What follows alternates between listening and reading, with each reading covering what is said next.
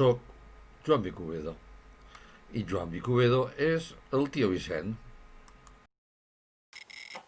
Hola, amb careta. Sí, és que estem en temps de pandèmia. Aquesta és la que porta quan vaig a fer una sessió de narració. I jo, evidentment, allà on vaig, m'adapte a la normativa que decideixen per a que els espectadors puguen estar a gust, tranquil, i que ningú puguem patir ninguna infecció. Ara, com he filmat, no em fa falta la careta. I avui és el 9 d'octubre de 2020, he dit, temps de pandèmia. I us vaig a narrar una història que me sembla pot ajudar un poquet a aquests conflictes que tenim els valencians entre nosaltres, aquests conflictes que no ens porten a ningú lloc, perquè no n'hi ha manera de poder-nos acoplar i poder avançar com hauríem d'avançar. És la història del cap d'any.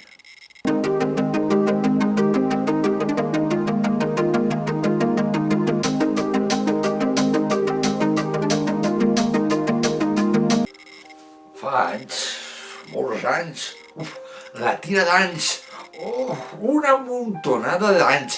Ui, abans del temps de la mare Castanya, en l'antiga, la ciutat de València no existia, no. Diuen que la va fundar un romà, el campament de València i coses així.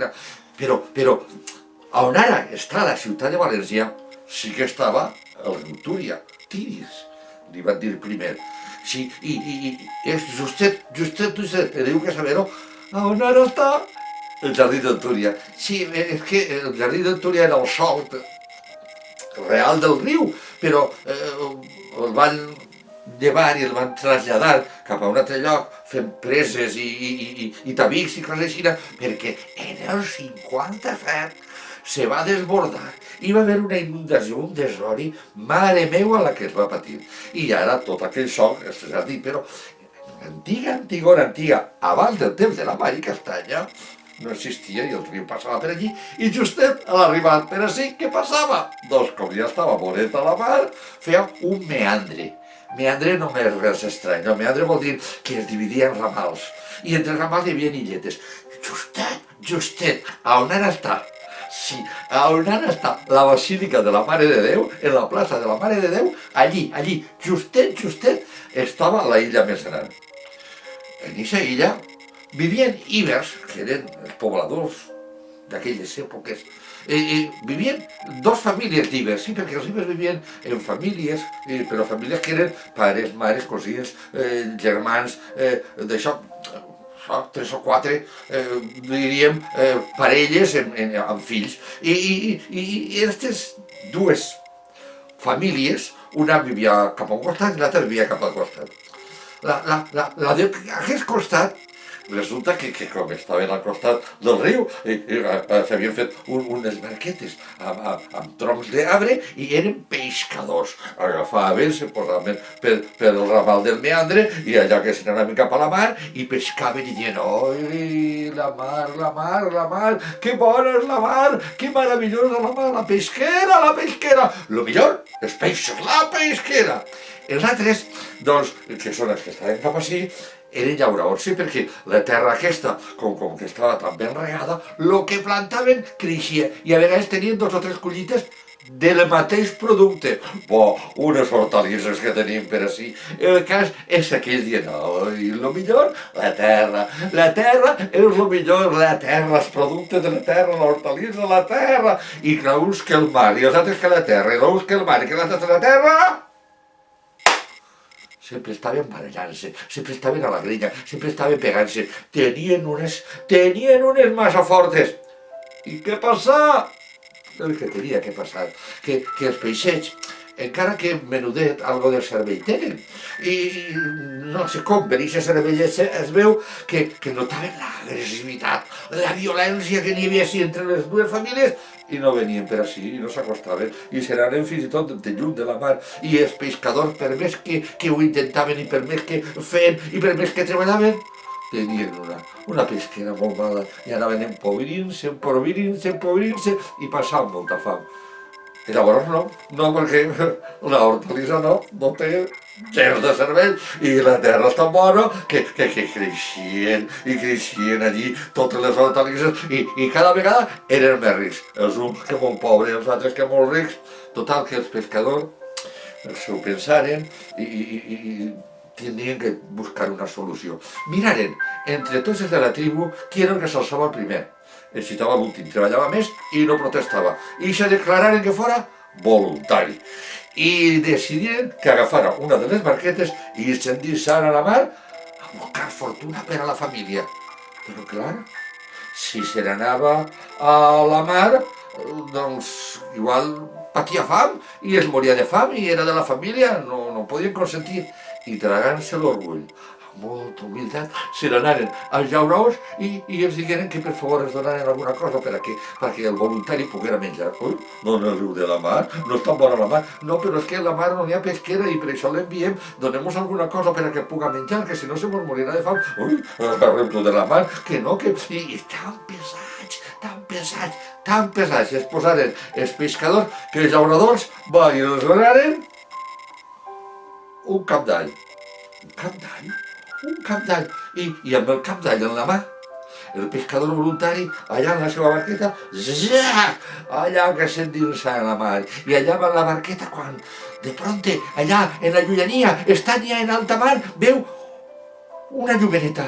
La llumeneta no era una llumeneta, era un vaixell, el vaixell que tenia un alt màstil i dalt del màstil una bandera negra, i la bandera negra, la Calavera Croquis, era el vaixell dels pirates d'aquella època de la Mediterrània. El pescador s'endinsa dins la barqueta i se queda amb el cap d'all allí ben agarrat, i allí i el vaixell dels pirates que s'apropava, el vaixell que arribava, el vaixell que arriba, i se passa de llarg. Sí, perquè la barqueta era tan menudeta i ell estava tan quietet que no s'adonaren i passa de llarg. Tranquil, s'alça, quan de pronte, la barca s'ensorra. S'ensorra, direm la paraula, és que s'estaca en la sorra. Sí, perquè en aquell temps no n'hi havia ports i per a baixar dels vaixells i de les barques o tenia que arribar-se a les roques o se tenia que ensorrar, estacar la barca en la sorra i aleshores ja havien arribat i ell ja havia arribat, baixa, xop, xop, xop, xop. Hi havia una micoteta d'àvia i quan arriba a la sorra seca es comencen a eixir habitants d'allí, havia arribat a una illa desconeguda i eixien els habitants i es comencen un foraster, un foraster, un foraster, un foraster, un foraster. I què farem amb el foraster? El portaren a presència del seu rei i el seu rei, com era el turista número 1, va afalagar, el mimar, oi, que bé se portava en ell i li feia festes i el convidava a lo que volguera i el tenia allí més que mimat.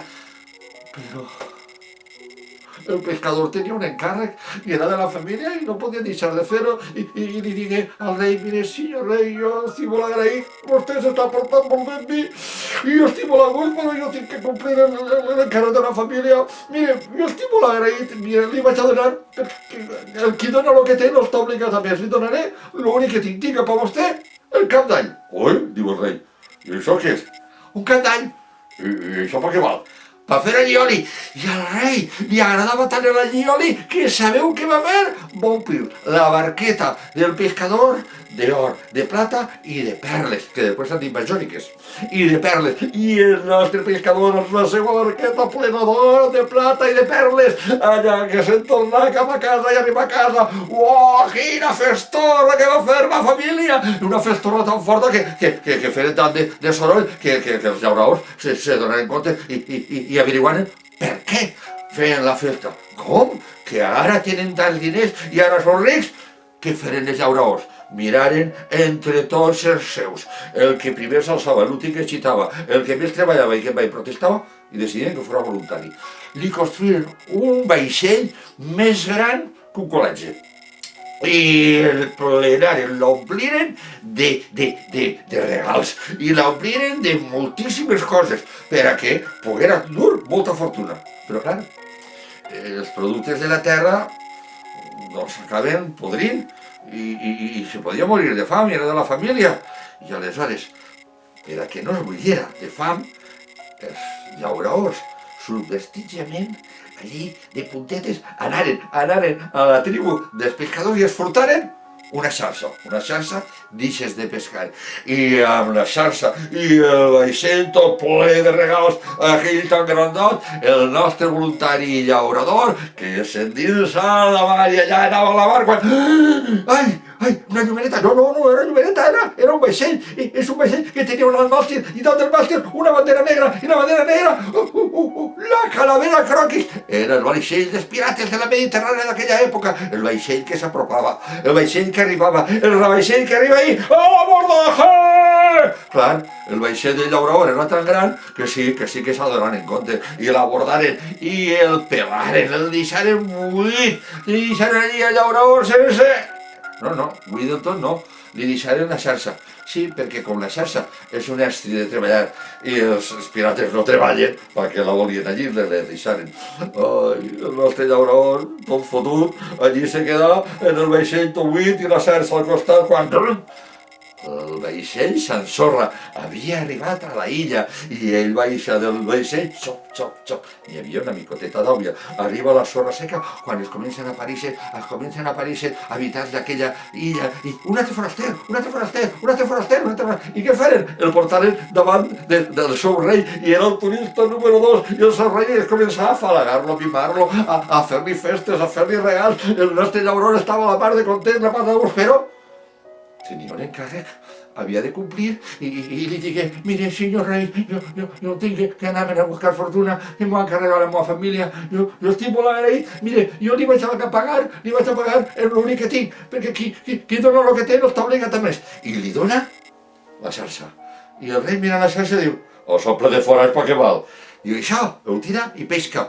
Això vol per pescar? Diu, sí. Diu, ai, mira, m'ha agradat tant que te vaig a donar el millor cosa, lo més gran, la millor fortuna que tinc jo en el meu tresor. Mira, te vaig a regalar. I li dona el cap d'all. El cap d'all. I amb el cap d'all, el nostre llaurador se'n torna cap a la seva tribu. I es digué que la fortuna que havia trobat era el cap d'all, que ells, com per donar-nos la vida, li havien donat als pescadors.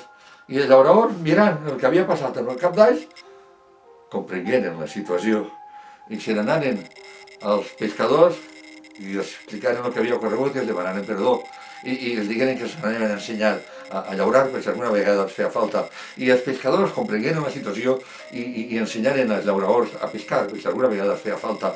I des d'aquell dia, aquella gent era pescadora i llauradora, com al final ha sigut el poble valencià. Però sabeu què ha passat? Que al llarg dels anys, després de que ens fundara el romà aquell com a un campament de València, de Valens, i després de tants anys i que vingués Jaume I i tot, no ens entenem entre nosaltres, que si del València, que si del Llevant, que si el Madrid per mig, que si el Barcelona per allà, que si de pronto la bandera d'una manera, que si de pronto la bandera d'una altra, que si el nom és este, que si el nom és l'altre, que si l'idioma, que si no l'idioma, que si pim, que si plam, que si tu eres mal valencià, que si el mal valencià eres tu, que si...